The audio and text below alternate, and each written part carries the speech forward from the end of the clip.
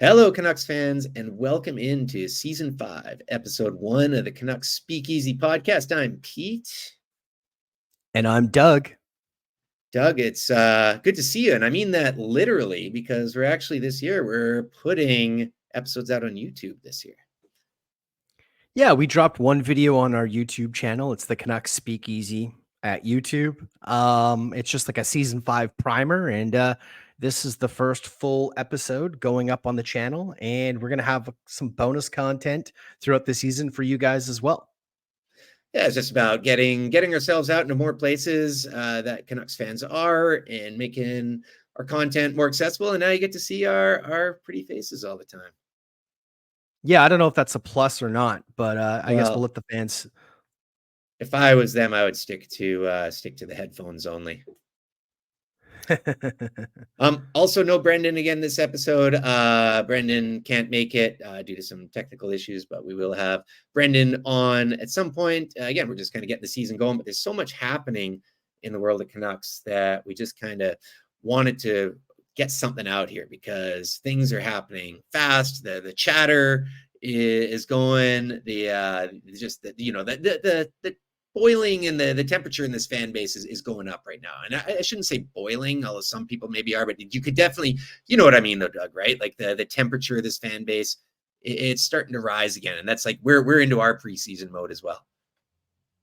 Yeah, I mean, we'll obviously discuss it throughout the course of this episode, but you have everyone freaking out with the 10-0 loss, and then everyone freaking out saying Quinn Hughes is going to score 35 goals this year, which again would be amazing. I don't think it's going to happen, but it's just like there's very little middle ground in Canucks fandom. It's mostly really, really high expectations or very, very low expectations, where we try to, sew the middle together for everybody. We definitely do. And you're right about that. It is nice seeing Quinn Hughes shoot the puck a lot more though, isn't it? Oh man, I think he had 10 shot attempts that game. It was amazing. It's crazy. It adds a different element to everything. I like seeing that. I watched the win against Edmonton there, and man, he's it's a different element to his game. I think the whole power play in general there, it did feel like a lot more movement, which is something that we heard them talk about quite a bit more. Well, and I think he's really embraced the extra responsibility of being the team captain. And you love to see it. You love to see him, wanting to make a difference every shift he's out there. And that preseason game against Edmonton, he did exactly that. Well, we did that YouTube season 5 primer, but we never talked about it on here. Maybe just a quick thought on Hughes being captain. Yeah, I mean, like you said, we did touch it on that primer video. Check it out on YouTube if you haven't already. But yeah, I think it's the right choice. I really do. I do think, I mentioned it in that video that there have been little clues the last couple of years of Hughes really kind of standing up and being a leader on and off the ice. And I think he seems to really, really be reveling in this new role for him. I think he is very well spoken. He's going to have to get used to being in front of the camera at the end of every game, whether it's a blowout victory or a blowout loss. But I am really excited for him. And I do think, we're going to see another gear this year, to use a typical sport cliche, another gear this year from Quinn Hughes with that added responsibility. He's got this level of kind of being calm in a thunderstorm. You know what I mean? Like he's, even when the media are coming to him, he seems to stick with his guns. I think he's going to be a good face for the franchise. And again, if you told me a year ago he's going to be the captain, I wouldn't have believed you. But throughout the year, there's been more and more signs of it. And it really kind of felt like the feeling in the dressing room was that Hughes had emerged as one of the core leaders. And we saw the other leaders there, Miller, Demko, and Petey, for the press conference, which I thought was great. And also, Doug, I got to say, nice work on the double YouTube plug already. That's some great work for us getting out the new content there. I appreciate that. We should also plug our other stuff before we get too into it, because there's a lot of stuff to talk about today. You can follow us on Twitter. We're still calling it Twitter. I'm at Pete_Gas, and the podcast is at Canucks Speak. You can give me a follow on Twitter at Doug Venn. And check out the Canucks Speakeasy outro playlist on Spotify. Pete and I finished last season with a banger, and we're going to continue on building on that playlist this season. I'm editing this episode, so I have the luxury of picking the song. But Pete, you edited the last episode of last season, season 4. Why don't you tell us a little bit about the song you picked for the outro of that episode? Oh man, there's not a lot to tell you. It's just a funky ass old school track by RJ's latest arrival. It was basically like this old like 80s kind of soul funk band. And it's just, man, it's just like it's got that total old school hip hop. And I just couldn't stop listening to it lately because I accidentally kind of stumbled into it because one of the guys in that band ended up being the manager, I think it was, for Slum Village, who's one of my favorite hip hop groups. And so that was where the connection came in. And so I was listening to like Slum Village mixes and stuff, and this song just came up a couple times, and I was like, oh, got to use that. It's a fun one. But a lot of their other stuff is kind of like slow jammy R&B stuff you'd hear at a dentist office. Yeah, I'd never really listened to them, but I really enjoyed the track myself. And you can hear bits and pieces of it sampled in hip hop over the years. I feel like there's been a couple of MCs that are producers that have used snippets of that song. And Definitely. you and I are big sample head guys. Love hearing samples of old songs, and it's another banger, man. Love it. Well, hey, it fits the vibe, and I'm looking forward to season 5 and seeing where we branch out to with the music here. And all right, Doug, let's get right into it because there is a lot of stuff to talk about. I think the biggest thing around Canucks camp and the Canucks world right now is what we're seeing is the battle for the final roster spots. The Canucks with 2 preseason games left. Now we're recording this on Tuesday, October 3rd, 2 preseason games left, but they've really trimmed down their roster ahead of those final 2 games. So we've seen a lot of different guys playing, a lot of different kind of matchups, and we've now seen a large chunk of guys get assigned to Abbotsford to work on camp down there, which I think is a good thing. I like having a trimmed roster for a couple games so you can work on a lot more things, and whether it's the PK, the power play, line combinations, just everything that Tocchet and his crew are trying to teach.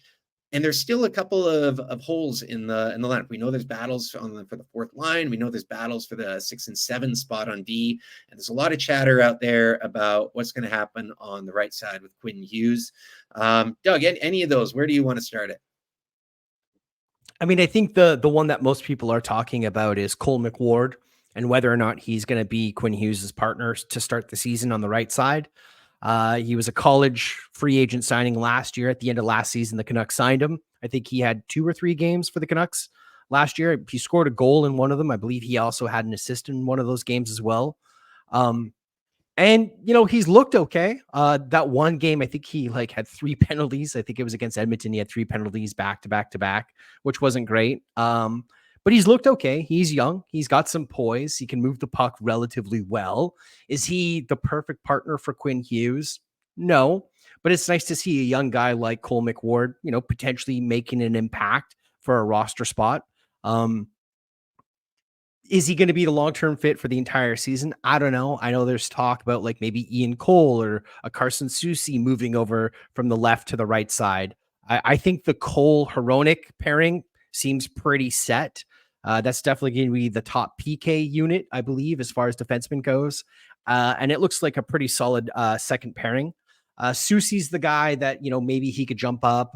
Look, I know people have PTSD with Tyler Myers playing with Quinn Hughes. But Myers is actually, to be fair, Myers has actually had a very solid camp. He's played very well this preseason.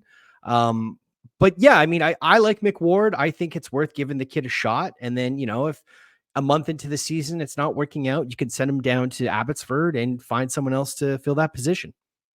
Well, Noah Yulson is another name that comes up. And I admit, on paper, you mentioned McWard. I just looked up his 5 games with the Canucks, scored that goal. He's another American kid as well. Not that that really matters, but the Canucks, we talk about having a lot of Swedes. We have a lot of Americans as well. First of all, Tyler Myers as well. I just want to get in something. He has looked steady in the preseason. Now, again, he's never going to be worth $6 million. But if you can get him for this last year of his deal to be a serviceable 3rd line pairing guy, play less minutes, be more serviceable, that is a huge win for the team because that's a guy you can trade at the deadline, even if you're in the race. If you want to, you could trade him and get something back. And at the end of the year, he's off the books regardless. Cole McWard, look, I mean, we always say we want to see some of these guys develop and be given chances. It's nice that that they aren't rushing guys. Are they rushing a guy like Cole McWard here, though?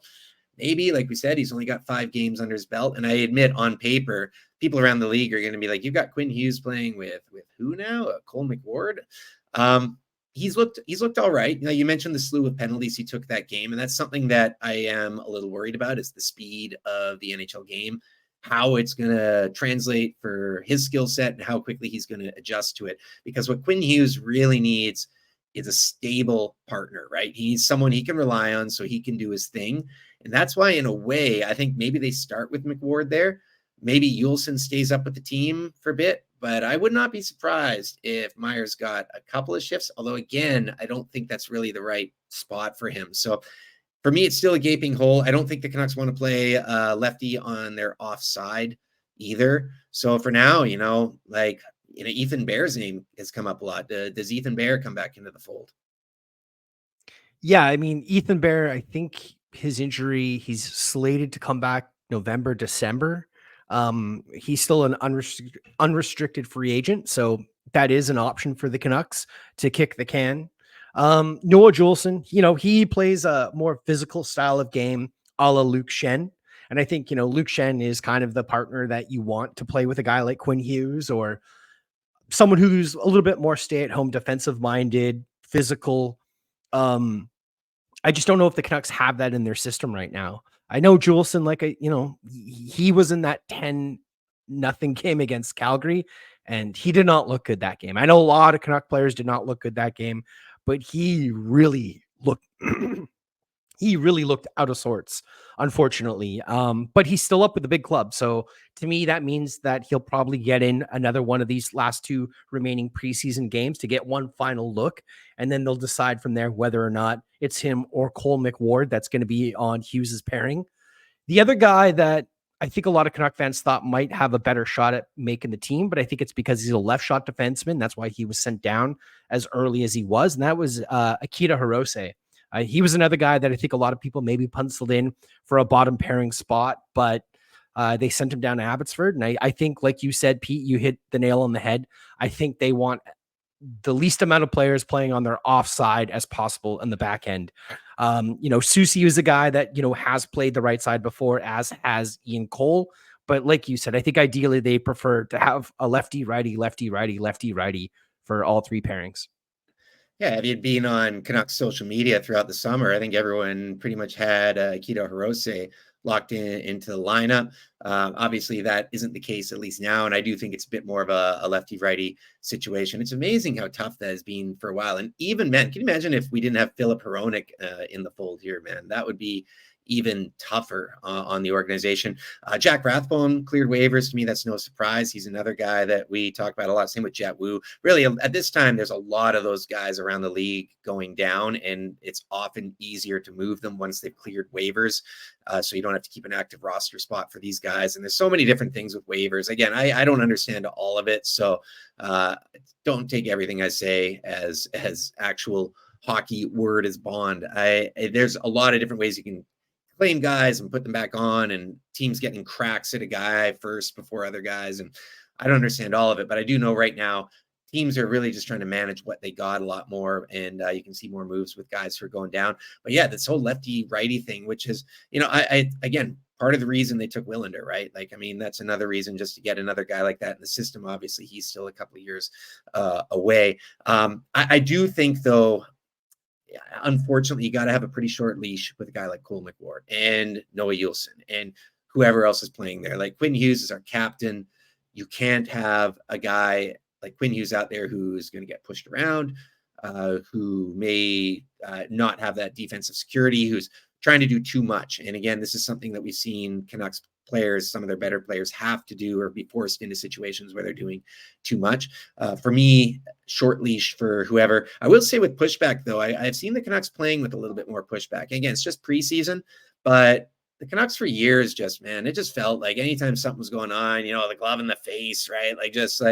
And we're all just like, they're like, the heck? Like, come on, do something, push back. And there was a few things in that last game against Edmonton where things would happen and the Canucks push back a bit. So I do like that. And I do think that's the talk it and foot effect in particular.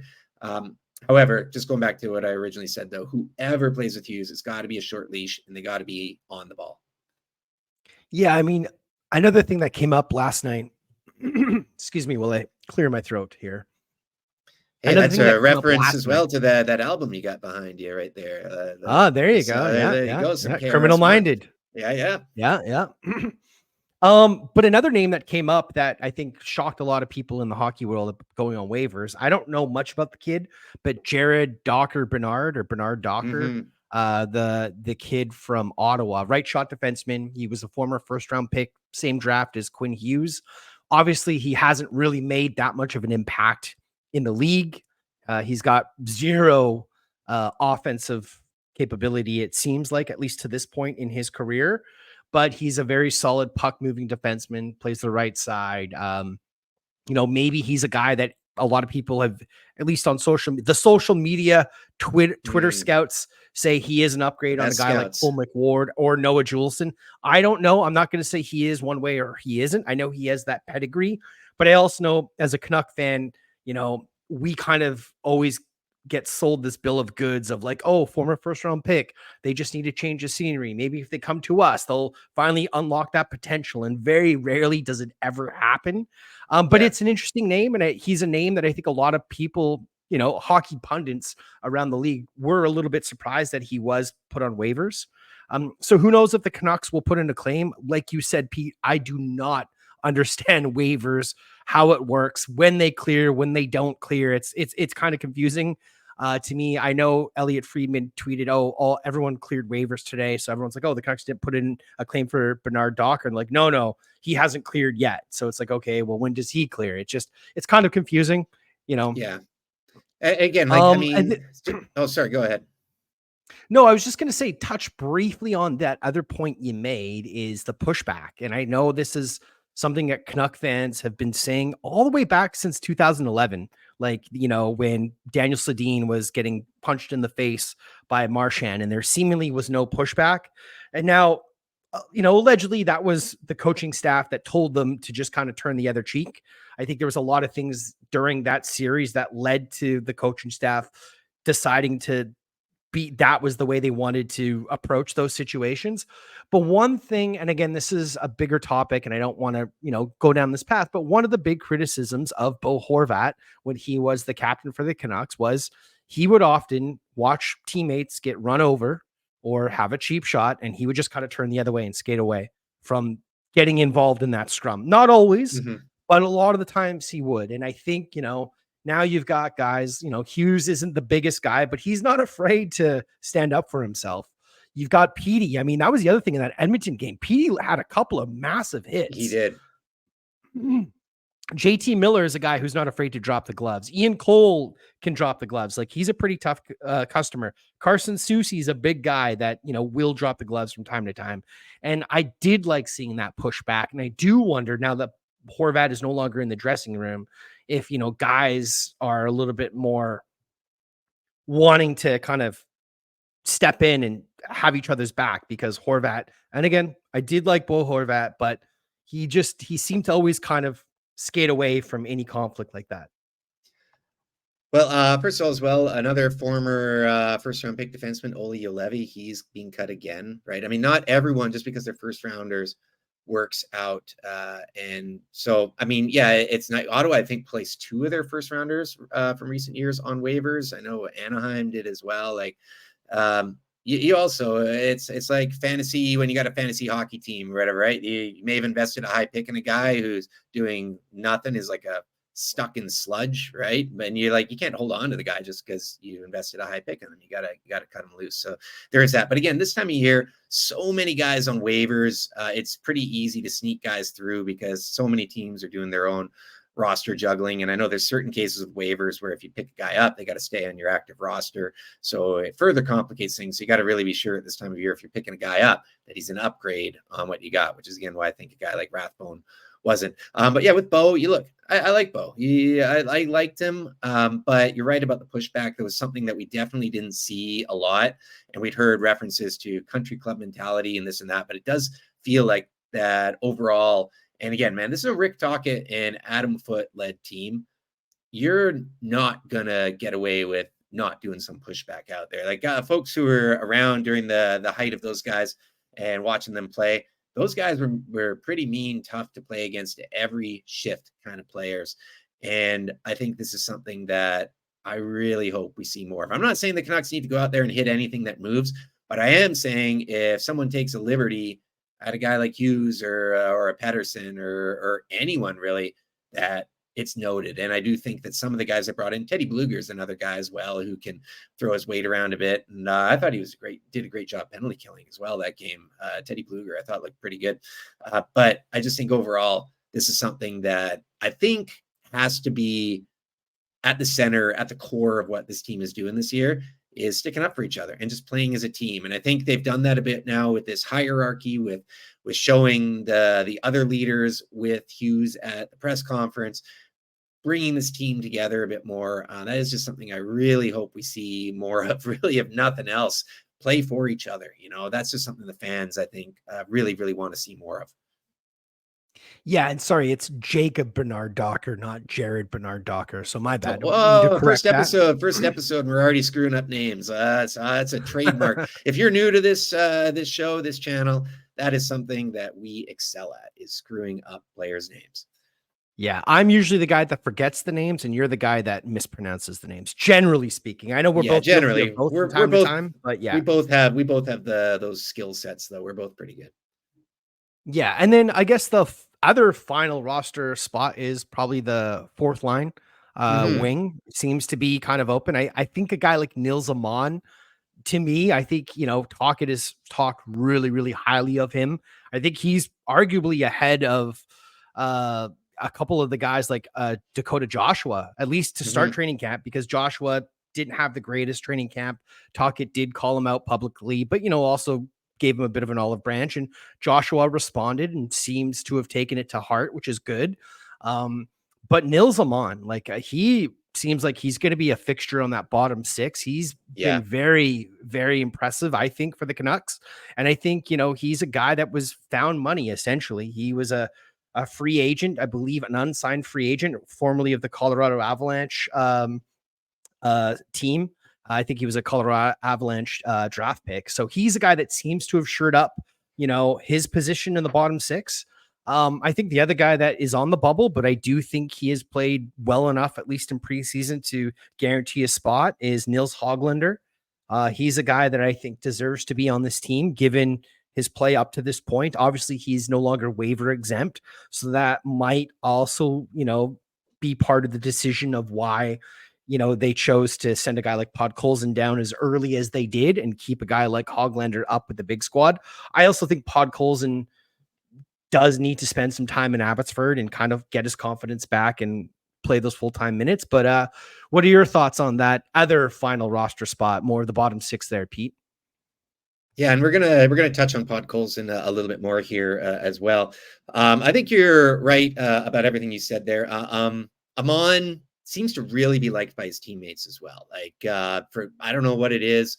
Maybe he's buying them all Swedish IKEA meatballs in the dressing room or something. I don't know, but he seems to be really well liked. I do believe he's a guy that can play center or the wing. They're trying him out there and really gives some more depth. Like the Canucks have lacked center depth a bit, but now with Suter, Bluger, and Amon, all with that ability, as someone, if you want to keep those guys in the lineup, and Amon seems to be the guy most likely to play on the wing, although I think Suter can as well. I think he's there. Joshua, yeah, I mean, it's well documented just how he looks like he came into camp a bit out of shape, a half step behind everyone. But he's worked hard as camp has gone on. I don't see him going down. I don't see them putting him on waivers. This is a guy who towards the end of last year reminded me of a Rick Tocchet type player. I think he's going to come along. Slow start, yes, but tough love. And I think he's going to stick around. Hoglander, yeah, I mean, the waivers is a thing, but even take the waivers aside, he's earned a spot so far. He's looked good. He's again really hard on the forecheck. And I watched an interview with him, and he was just kind of talking about how he really realizes now what he has to do to stay in the NHL. And there are roles for him up and down the lineup. He can move up. If he's playing well, he's going to get opportunities in the top six if there's injuries or whatever else.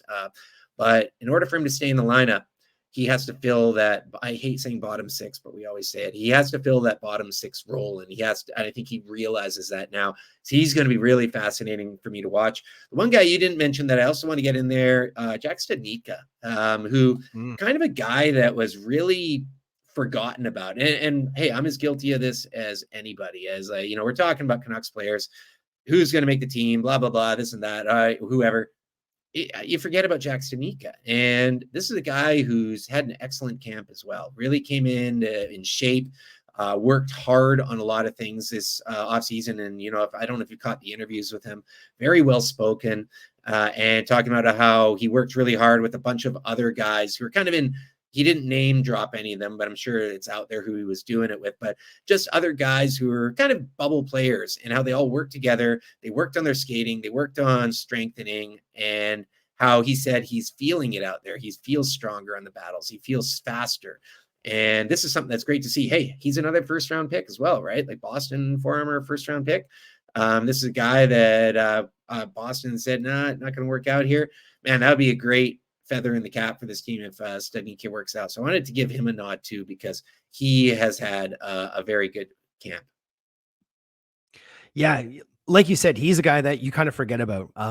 They acquired him in the Mikey DiPietro trade, I believe it was, right? It Yes. was him and then that other right shot defenseman, Swedish kid, they sent to Boston for Jack Studnicka.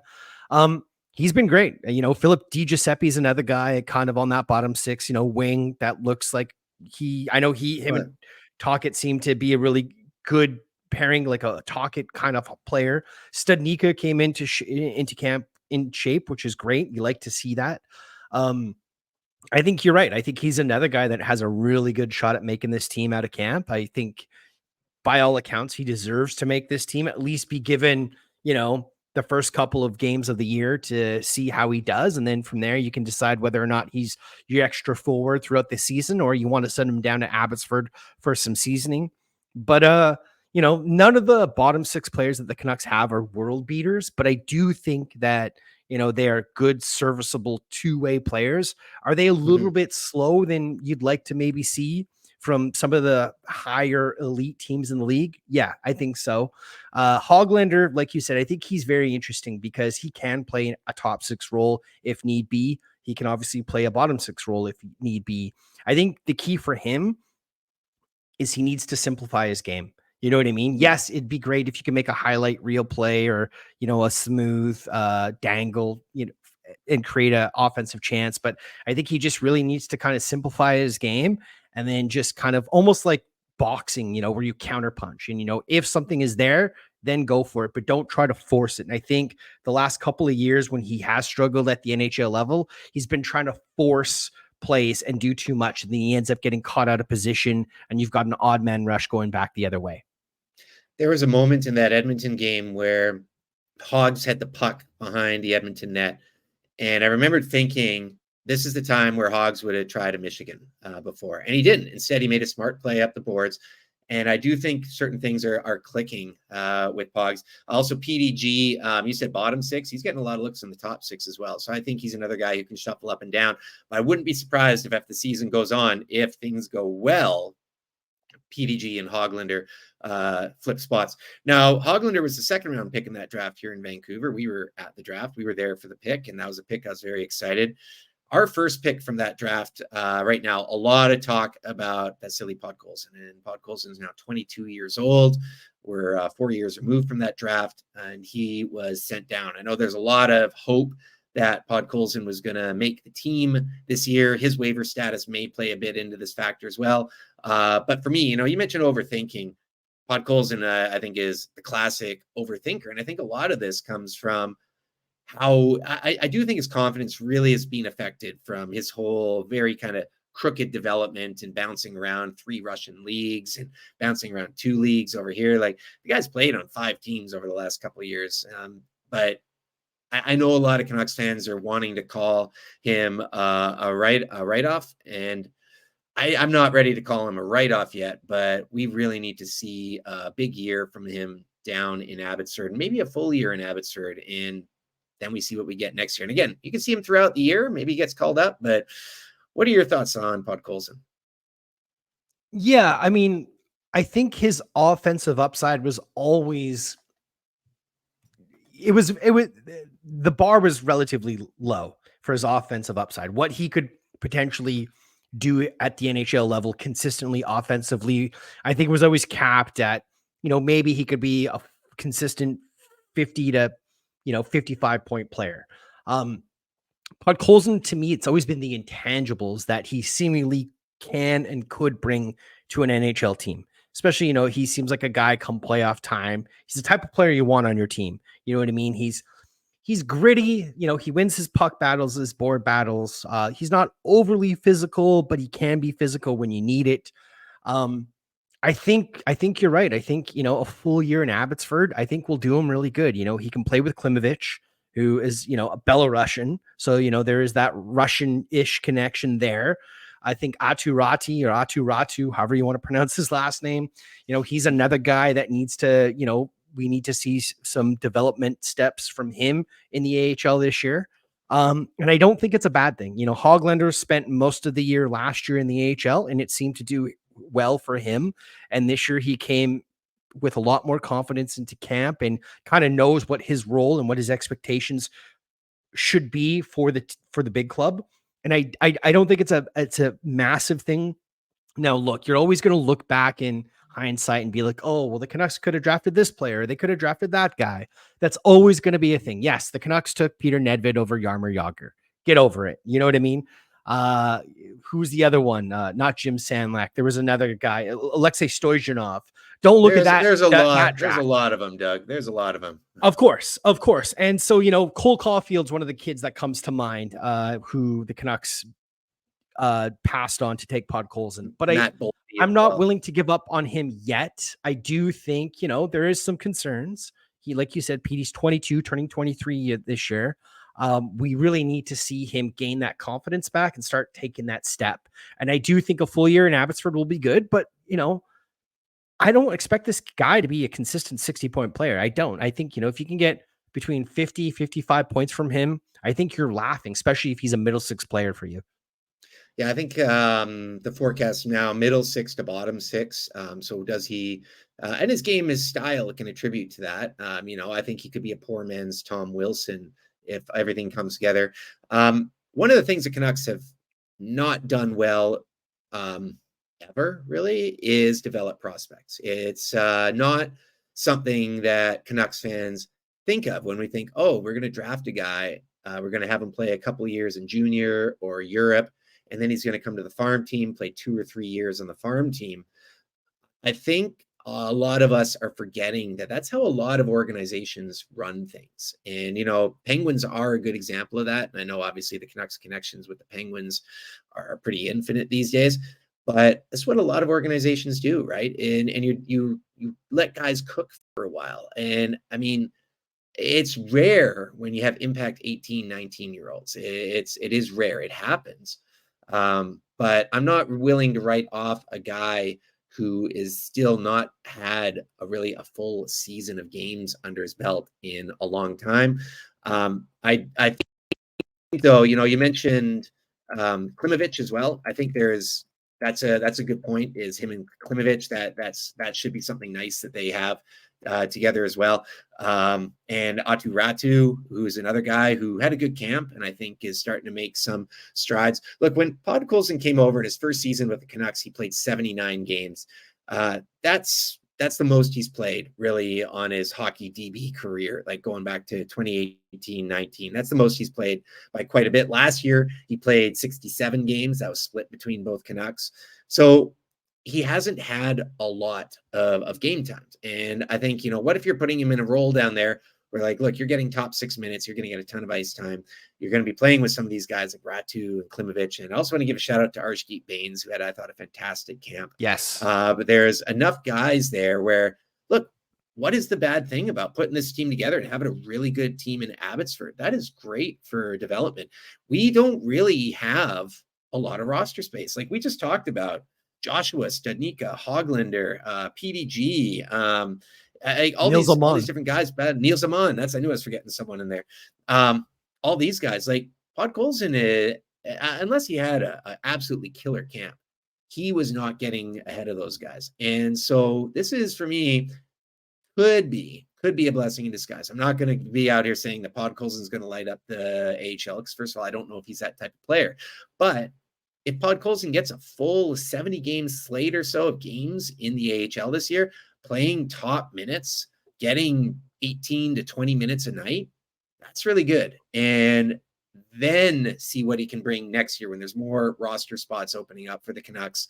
I think this is a really good year for him to go down. I wasn't surprised he went down. I was more surprised Baines went down. I thought he might get a slightly longer look just with the camp he's had. But again, Baines, another guy, you're now like, okay, his confidence is high. Putting him in top 6 minutes down in Abbotsford, not against that. So I'm not calling him a write-off by any stretch, again, because I just want to see some patience. And I know we've talked about this before, but Canucks prospects who've just come right in, and we've had some impact guys, you know, whether it's Pedersen, Hughes, Besser, some other guys who just came straight out. And I mean, Cole McWard could be that guy if everything goes well as well. He could be an impact player. Kuzmenko's another guy who came over and jumped right in.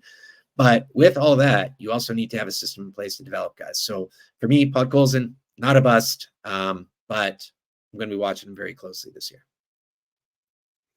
Yeah. Again, 10th overall pick. I think that value is where people like, oh, he was a 10th overall pick, like, you know, but he was also projected to go top 3 for most of the year.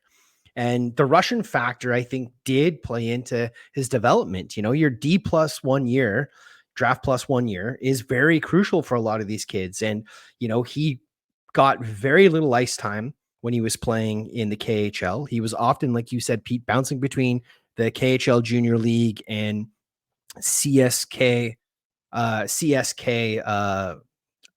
Petersburg team. What St. Petersburg team? Thank you. Yeah. That's it.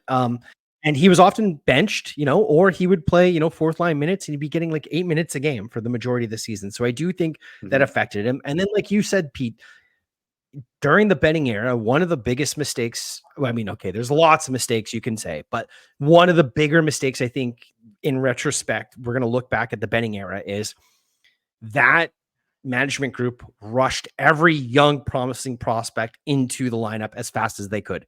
Podkolzin should not have played 79 games with the big club his rookie year. Yes, he played well and he was a serviceable player and there was some upside, but I don't think the long-term, we're seeing it now, the long-term benefits of rushing him into the NHL like that. And like you said, he'd never played anywhere near 79 games of hockey in his career. I think we're seeing that now. We saw the same thing with Hoglander, and that's why the last year and a half, Hoglander spent the majority of his time in the AHL, kind of redeveloping, you know, his role and his assignment with the big club. And I think it is a really good thing. The other guy that I actually thought I was a little bit surprised that the Canucks sent down as quickly as they did. And I always thought he was going to be, you know, more of a depth player was Matt Irwin, the defenseman, local kid. Yeah. They sent him down. I was a little bit shocked because he was a guy I thought that, you know, they might keep up with the big club a little bit longer than they did. But yeah, man, I'm with you. I'm not ready to write off Podkolzin completely. You know, I don't think his offensive upside was ever going to be a 60, 65 point player, honestly. But I do think, you know, he's one of those guys every team has. Every team hates to play against a player like Podkolzin, and he's the kind of guy that, you know, when he is running on all cylinders, he's the guy you want on your team. I guarantee we'll see Matt Irwin play at some point this year. Again, Victoria guy. That's part of the reason he signed here. And one of the great things we've seen this in the past with a lot of BC boys come into Vancouver is even if there's not a roster spot here, there is in Abbotsford, and they like being close to home. So I think we can see him. Just one last thing with Podkolzin as well. You're seeing very similar treatment that Michkov is getting this year. Now Michkov has been loaned to Sochi, but it was the same thing. He was scratched 3 of the first 4 games, and then the one game he played, he got 6 minutes. That's how it goes in the KHL. If you're NHL drafted and you haven't signed, it's not a development league. So it's very, very tough for these guys. So that's the one cautionary thing I always say with drafting guys out of the K, who, especially if they're under contract, looks like Michkov is in a better situation. But that's just worth pointing out as well. Also, just talking about Europe and talking about Canucks prospects. Not everyone's going to Abbotsford. We got some kids over in Europe and specifically in Sweden. What a shocker! We got some Canucks playing in Sweden, Doug. This is like, I mean, breaking news over here. I want to talk. I mean, there's a couple of guys, and this was something that you brought up when we were talking about things that we wanted to discuss. I'm going to start it off with Jonathan Lekkerimaki because this is another guy that I think Canucks fans were already like, ooh, I don't know. And you know, we had a little bit of a draft party at that draft. We had a few Canucks Twitter friends who showed up with that. And Lekkerimaki was one of the guys that we really wanted. And he was just definitely the best player on the board at that time. Canucks take him. Had a bit of a disastrous year last year, getting mono, never really found his feet. But man, he is off to a scorching start over there right now. Yeah, look, you love to see it. I actually wanted the Canucks to take Noah Ostelin, who went the next pick after from Buffalo center, who played with Lekkerimaki. But yeah, I mean, I other topic, but I do think the Canucks need more center depth in the organization. You love to see it because, like you said, Pete, it was such a disastrous season for Lekkerimaki last year. He got injured as well. He popped off a bit in the, I think it was the Allsvenskan playoffs. He popped off a bit and had a couple of big games and scored a couple of big goals over there. But he's a guy that, you know, obviously you want to see him do well and continue to develop, but I worry about him being more of a specialty kind of player, more of like a power play specialist kind of guy. You know, I don't think his 5-on-5, at least to this point in his trajectory, I don't think his 5-on-5 play is going to be great. You know, I'm hoping I'm wrong. Don't get me wrong, but he seems like he's going to be more of like a power play specialist who could probably pot, you know, consistent 20 to maybe 25 goals. But yeah, he just seems more of like a specialized player to me. But I do love seeing this hot start, and you know, confidence is everything with professional athletes. You know, and I think we just talked about Podkolzin and how he seems to be lacking confidence, and Hoglander before that, who seems to be having that confidence again. And early into the Swedish Elite League season, Lekkerimaki seems to have that confident swagger that he had and made him, you know, a top 15 draft pick. 15 points in 15 games last year in the playoffs to finish off the season. So he started getting it going. He's got 4 goals in 6 games. And from everything we're seeing from guys out there on Twitter, like Chris Faber and Cam Robinson and Daniel G, who do a great job all following these types of players, it looks good. And it's nice that we're seeing something. Yeah, I mean, I get your point about center winger. But hey, getting another nice finesse winger, maybe that's a future guy to ride shotgun with Pettersson. And then we got the other Pettersson over there too, who's been playing pretty hot. Yeah, I mean, DPD, he was lent to an Allsvenskan team because he was on the same team as Lekkerimaki, but he wasn't getting much ice time. He was bottom pairing, or he was the extra 7th defenseman on the team. And when he was getting into games, I think he was seeing like under 10 minutes a game, which isn't great for his development. So they've loaned him to an Allsvenskan team where he should see top 4 pairing minutes. He should hopefully see, you know, top PK minutes for that team as well. And, you know, hopefully he's a guy that can continue to develop, and hopefully at the end of this year, he'll come over to North America and start, you know, developing in Abbotsford. But he's a guy that, you know, you mentioned a guy like Chris Faber, who, you know, is very much into Canucks scouting and stuff like that, and especially watches the prospects over in Europe. He's very high on DPD or EP2, whatever you want to call him. Repeaty. I And like yeah, Repeaty. I mean, Repeat is a good one. That is a really good one as well. But you know, he's a guy that he needs to play, right? I mean, that's how these players need to develop, is they need to play. Right? And if you're not playing, you're not developing. You're losing out on what it's like to play at game speed level, you know, and that's why you see players who are like, you're injured for months on end and they come back and they're a little bit rusty because they're just not up to the speed of the game because they've been kind of on the sidelines for so long. And that includes when you're up in the press box watching the game. So I think it's good for his development. We'll see how it goes, but yeah, you know, I'm really excited that he's been loaned to another team so he can continue to his development. Yeah, and 7 assists in 4 games since going down as well. But yeah, that's another guy. worth watching. Hey, Doug, just also, I want to quickly squeeze this in. I know we got one more topic before we go to the free pour, but something we forgot. I'm calling it audible here. Spencer Martin getting claimed on waivers. Again, 1 year left on his deal. Log jam right now for the Canucks anyways. I don't see this as a bad thing. You get a contract off the books. You're creating some more opportunities for some of these guys. Any thoughts on Martin going to the Jackets? No, I mean, I was surprised the Blue Jackets were the team that put the claim in. I thought Tampa Yeah. Bay, I think given most people thought Vasilevsky's Tampa now Bay. injured. Yeah, I Mm-hmm. mean, Vasilevsky's probably out for at least a month, maybe even 2. Um, but, you know, Spencer Martin, I think last year was a tough year for him. He was thrust into the starting role, which he wasn't really ready for. You know, he was going into the season as the sure backup to Demko, but you know, I wish him the best of luck. It frees up a little bit of cap space for the Canucks too, which is kind of nice. But now you've got 2 young goalies in Abbotsford, which I don't know if the Canucks were really wanting. You know, that Topatilo kid, I think his name is, and then obviously Artus Seeloffs are going to be the kind of 1A, 1B pairing in Abbotsford. Seeloffs, I expect to get the majority of the starts down there. But yeah, man, good for Spencer Martin. I hope he does well in Columbus. I have absolutely no issues with Tolopilo and Seeloffs starting down there.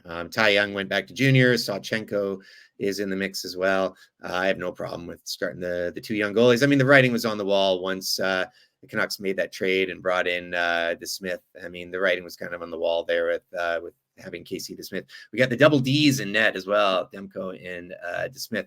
All right, Doug, one last thing before we get into the free pour here. A couple of Canucks alumni calling it quits. Brandon Sutter and Corey Schneider both hanging them up. Any just kind of memories or thoughts on those guys? I mean, I'll start with Brandon Sutter. I think Brandon Sutter, in retrospect, was a bit of a disappointment as a Canuck. I think injuries definitely plagued him. But, you know, he was kind of thought to come in and be that like second center, you know, your 2C behind, I believe Henrik Sedin at the time was still on the team. And it just didn't really work out for him for whatever reason. He was a great guy in the locker room. All the players loved him in the locker room. He was great, you know, on the face-off circle, solid penalty killer. Clearly, the Sutter lineage is, you know, one of legend in the hockey world. And it's a shame, you know, I think especially since, you know, he'd been dealing with long COVID the last couple of years and, you know, he's retired, but it doesn't feel like he got to go out on his own accord. You know, part of it was you just missed 2 years of hockey because of long COVID and you have one last kick at the can and it's clearly not working. Corey Schneider, I mean, you know, I loved Corey Schneider as a Canuck. You know, he was one of those players we talked about developing Canucks. He was a guy that was properly developed through the system. You know, played a few years in the AHL and eventually, you know, came up with the big club, backed up Luongo and, you know, started knocking on the door to be, you know, usurp Luongo as the starter. And, you know, even coming out of the 2011 playoff series against Boston, there was a lot of people who wanted Corey Schneider to start game 7 in Vancouver just because Luongo seemed to be rattled. You know, he seemed to have the yips a little bit. And so people were calling for Schneider to start that game. And I believe game 8, which was the game the following season against Boston, Schneider, I believe, did start that game and the Canucks did win that game. And he's another guy, you know, injuries kind of plagued him. Once he got traded from Vancouver to New Jersey for Bo Horvat, or what ended up being the pick that the Canucks used to draft Bo Horvat, he just, you know, I think he had a handful of, you know, maybe 2 or 3 solid seasons in New Jersey, but injuries just really, really ended up, you know, affecting him. And he never ended up becoming that elite goalie that I think a lot of Canuck fans thought he would be when he was traded. He's now the start of a fun trade tree for the Canucks, which is still going through this organization. So we got the Corey Schneider trade tree, which is going to last for a little while from the looks of it, especially if Beauvillier gets dealt at some point this year. And we'll see where this all goes. Really, yeah. I mean, injuries for both of them really derailed them. And I think you said it great about Sutter as well. It just never fit that role much, kind of a square peg in a round hole. Just didn't really work out there. But again, both really like guys and wishing them all the best. But just wanted to give a couple nods to those guys because, again, hockey happens fast, man. Just like that, they're no longer in the game. So Brandon Sutter, Corey Schneider, hope you guys feel better and enjoy retirement. Doug, let's take this to the free pour. All right. So this season for the free pour segment, Pete and I thought we're going to change it up a little bit. So we're actually going to have a different song playing during the free pour segment. We used to do Fats Waller was kind of our go-to, which I actually have his, I think, great grandson on my fantasy football team. And it's not working out well. I'll say that. But yes. So the new song is playing now, and I'm going to jump into my free pour topic, and that is Welcome to Wrexham season 2 is back. And again, man, I love this series. I love it so much. I know there's a lot of like football series that are out there. Sunderland Till I Die is one that I know a lot of people love. I know there's a Liverpool one, which, you know, it's Liverpool. It's like watching the Leafs, you know, do a documentary series about themselves and crying poor us. It's like, yeah, it doesn't really have that same effect. But the Welcome to Wrexham series that Rob McElhenney and Ryan Reynolds have been doing is great. It really kind of encapsulates the community of Wrexham in Wales. This season, they had the King come over to the race course, which is the name of their stadium. And yeah, man, if you're not watching Welcome to Wrexham season 1 or season 2, do yourself a favor and get on that. I didn't know season 2 is out, and I plowed through season 1. So once I finish The Bear here, that is going to be on heavy play. That's a good shout. Hey, for me, I've been really taking 2023 as a year for live music. I've been going to as much as I possibly can. I think as losing a couple of years of it to COVID there, I really made a focus this year. And I just wanted to give a shout out to the Rifflandia Festival over in Victoria. I went both weekends. This is the first time they've done it like that. It was actually my first time going to Rifflandia, so that's really the only way I know it as, but I know that it was a different setup this year. But man, they just killed it. The fantastic diverse lineups, just things with avoiding lineups. So like the beer lineup is always moving. The washrooms, there are no lineups. Like they really just got a lot of those things sorted out. Great food trucks, just the vibes as well. Like the crowds, the vibes for both weekends of the park and the Electric Avenue. And you're drinking cans of Phillips. So like you're not like drinking crappy draft beer or anything. You got your cans. So I just think the whole thing was just so well done. Saw some amazing acts. I mean, I bought tickets so I could see Iggy Pop and Herbie Hancock and a few other ones, but those two in particular. But Rifflandia, I think you did a killer job. And if the lineup is even half decent next year, I'll be back. Great to see something like that in my hometown of Victoria. All right, thanks for tuning in, folks. Episode 1 of season 5 is just about in the books. I'm not sure what episode that is for us, Doug. I think it's like 148. Gotta check back here in my notes somewhere, but I think that was episode 148. I think doing it this new format on YouTube, it's a little bit of learning. Maybe it's episode 147. I don't even know, somewhere in here. But kicking off season 5, different little format, but I think it went well. What do you think? According to my records, it's 147, Pete. Yeah, I think you're so right. we're 3 away. I think so. So we're 3 away from 150, which is pretty cool. Ooh, cool. I'm looking forward to the season starting. We'll have another episode next week. We'll be recording on the 10th, and then we'll probably be dropping it on the 11th, which is game 1 of the new season for the Canucks. So stay tuned for that. It's going to be an exciting week. Hopefully next week we'll have Brendan and some of the technical difficulties he's been having on the show, and we'll give you guys kind of, a few thoughts and predictions on the upcoming season. Hot takes? Potentially. Oh man, we always get burned with hot takes. I can't wait to see what stupid things I come up with for this year. Folks, again, we're on YouTube. Just take a search for Canucks Speakeasy. We'll have some content out there. I'm on Twitter as Pete_Gas, and do check out our playlist on Spotify, the Canucks Speakeasy outro playlist. We'll be adding this track onto it as well. You can follow me on Twitter at Doug Venn. Be sure to follow the podcast on Twitter at Canucks Speak. As always, thanks for listening. Hasta luego.